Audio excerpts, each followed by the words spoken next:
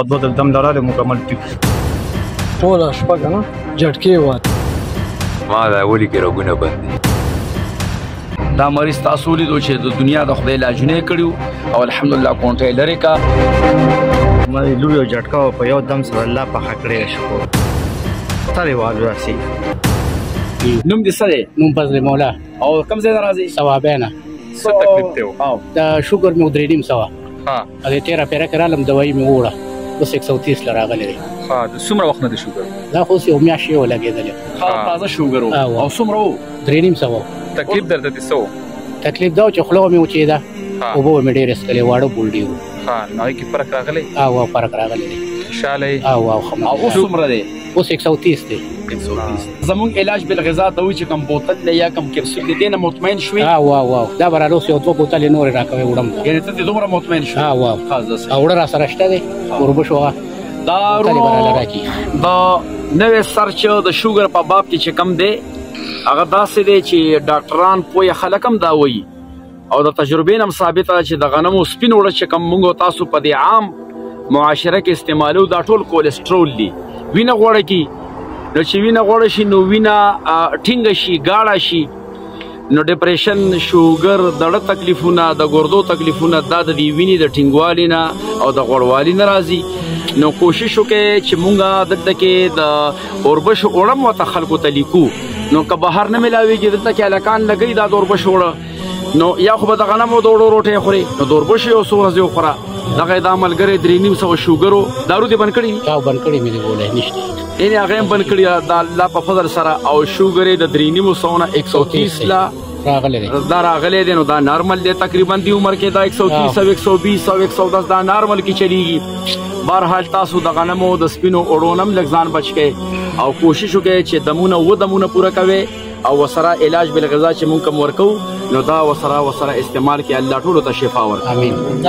داخل بالا نغلی نو شهر ما د لوی یو جټکه وه په یو دم سره الله پخه کړې شکر. ها جټکه وه؟ جټکه پرې راتله نو څه تکلیف و د جټکې نه؟ دې سر یې والو راسي. اوس مې دوباره راوسې دم ته انشاءالله زما ډېر شکر الله پاکه کړې ده د قاري صاحب دم سره ښه شوې ده شکر دی لک شکر یو دم سره صلاح شوې ده خوشحاله ډېر خوشحاله یو.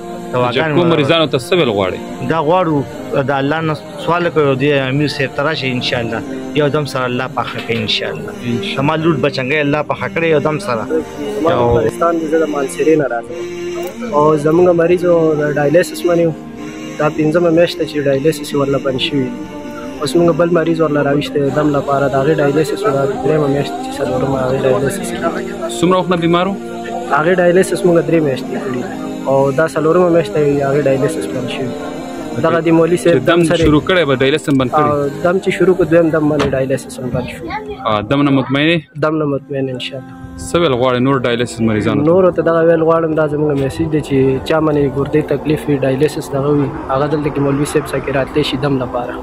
منډلي نه راغلی یم رحیم شاه نوم مې دی زما شوګر و 400 کې 450 کې چلېدو اوس شکر الحمدلله شکر مې ښه شوی اوس 2 پیرو سره اوس راغلی یم تریخي کې مې کاڼي دي دې دم دپاره راغلی یم او خدای پاک د په دم کې شفا اچولی او خدای پاک ورته هر څوک وکوي.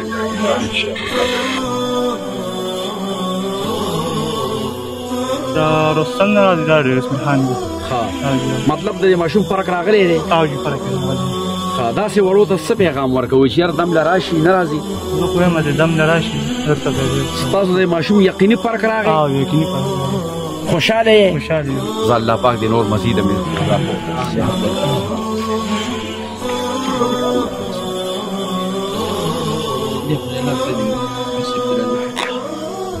د کوم ځای نه راځئ؟ راشه کښېنه.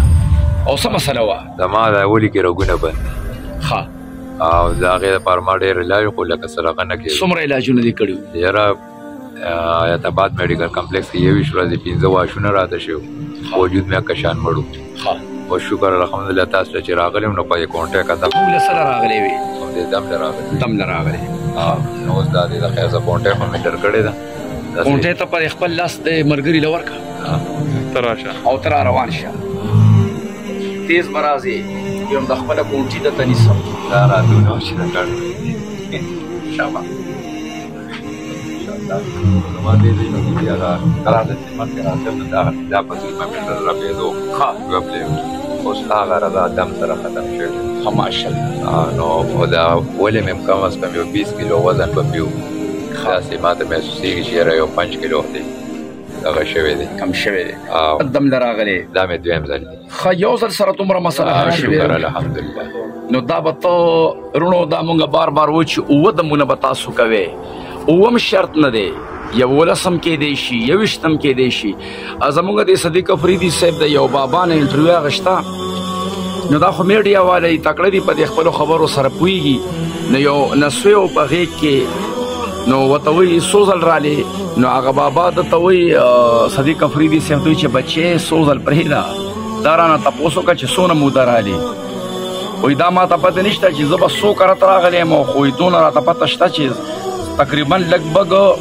یو کال مې وشو چې راځم او تر هغې پورې راتلم چې الله پاک مې دا نسوی جګ جوړ کړو دا مریض تاسو ولیدو چې د دنیا د خدای علاجونه یې کړي او الحمدلله کونټه یې لرې کا او وایي څونه یویشت ورځې وایي داخل مو واشونه مې کړو هېڅ سره نه مخه شوی بقول د یو ځل راغلی او دغه یې تاسو ولیدو زه واجب الله کوټ نه راغلم او دا بیمار مې راوستی او تېر هفته د ګلو د وجې نه د خوب نه شو کوی ټوله شپه که نه جټکې والې او دې هفتې کې الحمدلله ایله آرام خوب یې وکړو یو دم سره الحمدلله دا زموږ دویم دم دی نو دې هفتې کې ایله د خوب وکړو ټوله شپه یې ښه آرام خوب کړی ساه یې ښه په طریقه عرب ګل نوم دی دا کوم ځای نه راځي باجوړ نه او سر به هغه د کډنی هسپتال نه 3 کال علاج وکړو هغې کې ډاکټرانو وایي چې یاره ته به واشنګ کې لکه ته ختمېږه نه به مونږ ته ډایلیسیس ورته وایي او ډایلیکس پکې ډایلیسیس دغه به وکړې نو بیا ورته مونږ وویل چې یاره